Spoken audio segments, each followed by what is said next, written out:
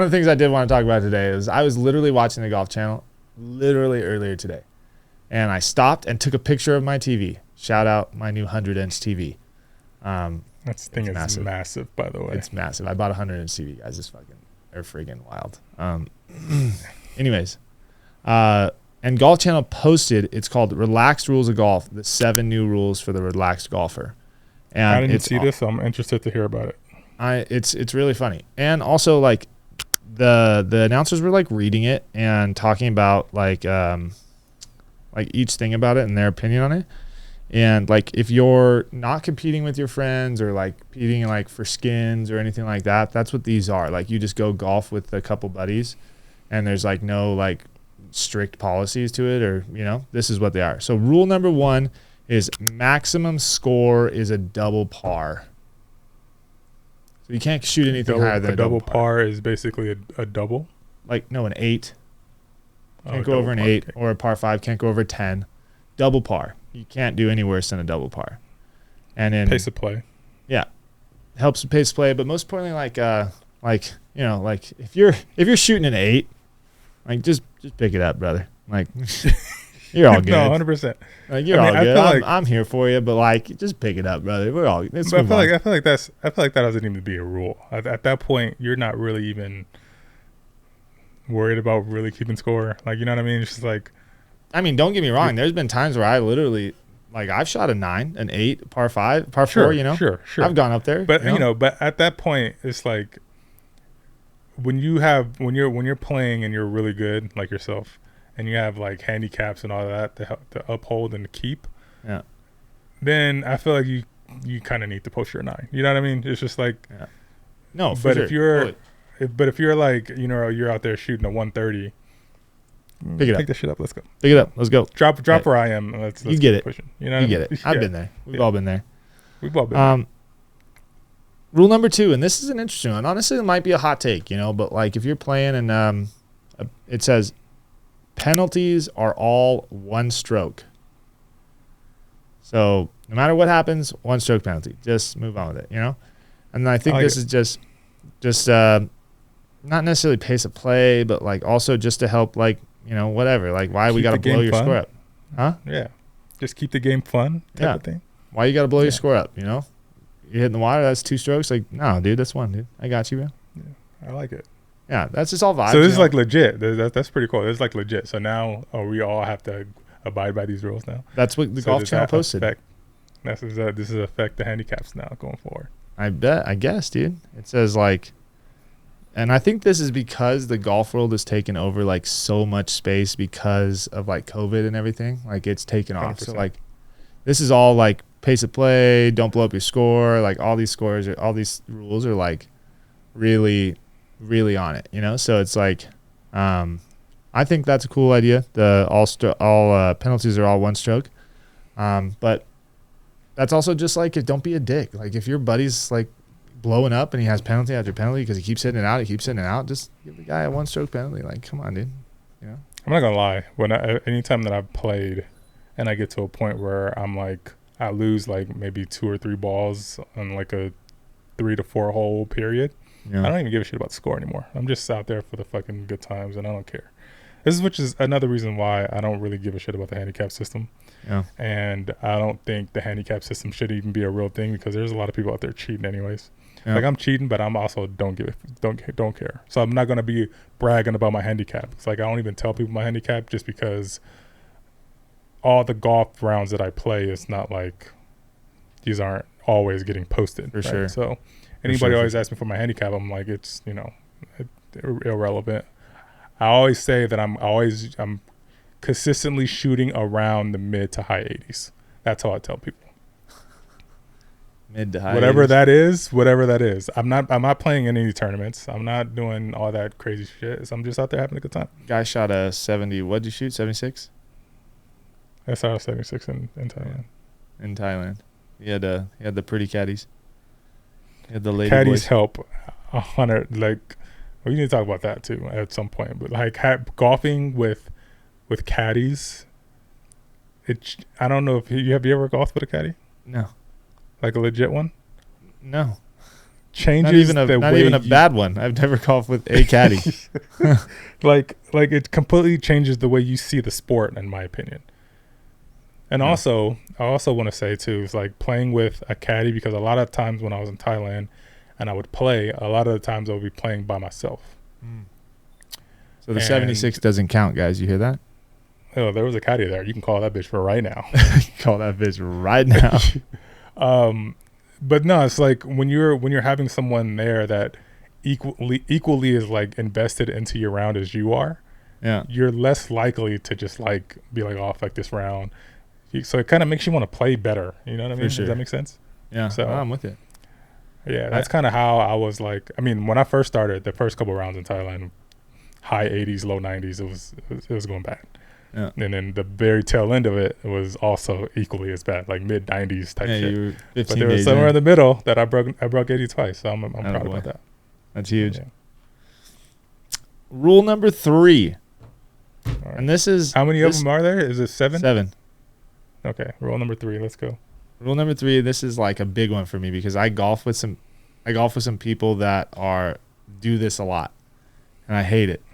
Rule number 3 is limit your ball search to 2 minutes. I play with people that will spend a good 12, 15 minutes looking for a ball. I even would argue limit the ball search to 45 seconds. I'm a big believer of, not all the time, but you drive past it generally where your ball landed, and if you don't see it, keep it fucking moving. You're moving on. It's OP. Yeah, let's go. Moving on. Yeah, I'm with that because that's the pace of play part that I hate. Like especially if like, for example, I'm waiting on the tee box for people, and then I'm waiting for my next shot because you're looking for 20 minutes for your ball. Like, can't stand that. Absolutely not a thing. The thing that irritates me. So if I'm sitting on the tee box, and then I'm waiting for the fairway to clear, obviously, right? And then your golf cart disappears, and you're just driving forward. And I set up to my ball, and I take another glance down the fairway, and I see your golf cart coming back towards the middle of the fairway. Can't stand I'm pissed. Like, what are we doing? That's for the bend for sure. Yeah, that's terrible. That's terrible. I hate that. Yeah. I mean, Quay and I both agree we just hate people. So, and that ties into one of these rules. Okay, number 7. Number 7, you're gonna like. You're gonna like number 7. Okay. Let's hear this one. Number 4, improve unfortunate lies. I like that. So, like, what they're saying is, and what the announcers were saying is, like, if this thing's on a route, if it's in between, like, you don't play professionally, just move the ball. No use in hurting yourself, hurting your club. I mean, he's like, you're weekend warriors already. Just like move the ball, like enjoy the game. You know, don't like go so stressed out about it and hit on a route or something like that. I was gonna say, like, I feel like this list of these 7 rules, I feel like this is like common sense type of things, and these are the things that I'm gonna be doing anyways. So now that they're like legal is exciting to me. Now I don't have to worry about it, and people in the comment section be like, oh, you moved your ball out of that divot. But yeah, I'm moving it out of the divot. If it's sitting in the dirt, I'm putting it on some grass. Yep. Like, let's be real. You know what I mean? If it's in a bunker and there's like tons of rocks in there because the golf course doesn't give a shit about taking care of that golf course, I'm not going to ruin my clubs. I'm taking it out. So for sure. I'm with you on that. And I also just hate when people like try to be such stickler rule followers and they're not good at golf, but they're like mediocre, and they like, that's a one club length, blah blah blah blah, drop from the knee. I'm like, bro, you're not on the tour, just put the ball in the grass. Let's go. Yeah, if I see somebody on a municipal course dropping it from the knee, I'm irritated. Yep, same. 100%. You're not Rory McIlroy. Stop it. Yeah, and this all ties into rule number 7. And I'm going to get to number 7. We're getting to it. You keep hyping the 7 up. It better be good. It is. Okay. Conceded putts are allowed. Okay. What do you think of that? So, like, if we're playing a match and I'm like, I got a 3-footer and you concede it and we pick it up and move on. Yeah. Are you saying that's allowed? Yeah. That's always been allowed.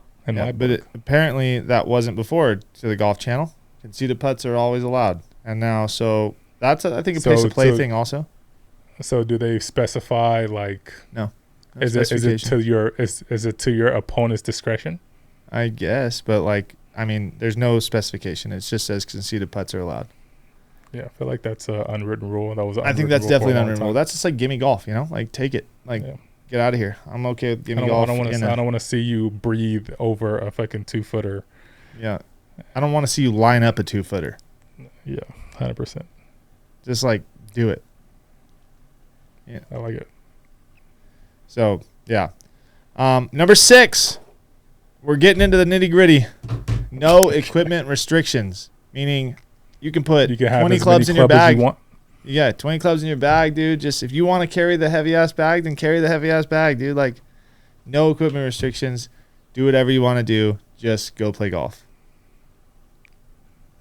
I don't mind it. Me either. I think for the like average golfer, like if like for me, I mean, go watch. Never mind. I don't know if I'm allowed to plug your Works YouTube channel and for my What's in the Bag video.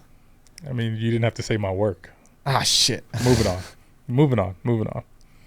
Anyways, I did a What's in the Bag, and I was talking about how, like, when I'm playing with my friends, I'll have 15, 16 clubs in there just because I want to mess around with some stuff. Like, I'll have a 2-iron and a 3-wood and a 4-wood, a 4-iron, 3-iron. Like, I got it all just to – and then if I'm playing competitively or if I'm playing for real, like, I'll run real clubs and I'll be serious. But, like, yeah, like, half the time I just have any type of club. I feel like that's – I mean, hot take maybe. I don't know. I feel like that was kind of a stupid rule to begin with, even for the professional level, right? It's like, why? I mean, I guess like I see where they're coming from. Like, it limits their ability to just get out of any situation. They actually have to be good at golf. Like, I understand that, but like, it's not something that I actually would do. I mean, I get that, but at the same time, it's like if everybody's able to do it, then does it really give you an advantage over the playing field? I mean, maybe. Just depends on. The only thing I can really think of is, you know, your caddy's probably gonna look at you like you're a dick, but yeah, that would suck. That's what you signed up for, buddy. You know what I mean? Yeah, carry a heavy bag, dude. Are we all? But yeah, I don't necessarily mind it or don't mind that rule. There's a lot of people out there that are just too broke to even afford more clubs. You know what I mean? So it's just like whatever. I think that's a bullshit excuse because if you go into my garage, I have probably 15 sets of yard sale clubs that are actually decent. Like, I have Titleist T200s, I have Mizuno blades, I have Titleist blades, I have like legit recent clubs that I bought at a yard sale for $80. Are you taking 2 sets of club on the golf course? No, but I'm just saying for people saying that they can't afford it, like, bro, I yard sale golf clubs every weekend. Every weekend. I mean, I wouldn't necessarily say can't afford it, but I mean, golf is already as expensive as it is, right? True. So it's like, yeah, trying to, you know, buy and use more clubs while you're out there playing. I mean, it is what it is. I also feel like too, it's like if you, especially when you're a beginner and you're at the beginning stages of your golf journey, take as many clubs as you want, so you know what you like and what you don't like. You might be a guy that has like 3 hybrids and 9 woods and 7 woods and all that other stuff. Yeah. Or you might be an iron player where you like irons, 2 irons, 3 irons, and all that fun stuff. So it's like you gotta be out there and know what you like and know what's working. And the only reason you can really figure that out is if you take all your fucking clubs out there with you. That's true. I support that. I don't know.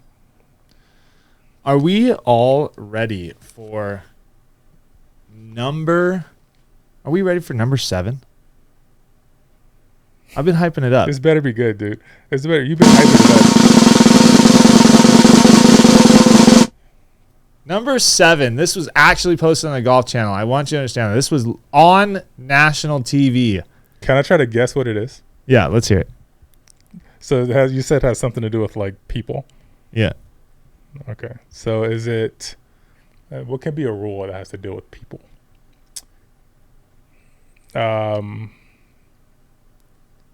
If you're riding in a car with somebody else, you have to pay double the car fee. Please let that be. No, that's not it. That would be ideal, though. That would be sick. That the National PGA Golf Association was like, you can't charge for golf. Stop overpaying for golf fees. Yeah. No, that's not it. Are we ready? What is it? I'm ready. Number 7. Use common sense. That's a rule. That's that what they they're put saying. in there? Rule number 7 literally says use common sense. This is on national TV, guys. And I kid you so not. this is a little vague. All right. So that could mean there's a lot of people out there. Common sense ain't so common, right? I know. But my thought is like so now that I feel like that rule opens up arguments with dumb people because it's common sense, bro. If my ball was in the water and I can see it, it's not a fucking penalty. It's like, you know what I mean? It's like I get it. But once again, use common sense. And what I think that interprets as is like just don't be an idiot, dude. Or don't like spend 400 minutes looking for your freaking ball. Don't try to play behind a root when you're a 25 handicap. Like don't like just use common sense, move the damn thing. Like just let's go. I think it's all about pace of play in my opinion. And I think that's just like, come on. It's common sense. Here's where it kind of gets dicey, right? So it's common sense also. So if I hit a ball and it's kind of like on the edge of the rough, almost teeter into the OB, look for it for like a minute, 2 minutes, 5 minutes, whatever. Don't find it. Drop a ball with a stroke penalty, right? Hit my shot, and as I'm walking, I see my ball. Yeah. Can I erase that stroke and that penalty and just play my ball? Absolutely. Common sense says absolutely that my ball was never lost. It's right there. So I agree. Common sense is like, let's forget about that shot I just hit, and let's re-hit this shot and play on. I support that. I 100% support I do that anyways. So I know. I've witnessed. Yeah. Sometimes it's hard to see those fucking things out there. It's a very common thing I've seen actually. Yeah, that is the 7 rules. That is the 7 rules of that the Golf Channel posted on their national television televised channel. They just put it out there. It's 7 rules of golf for the what was it? The 7 rules of golf for the relaxed golfer.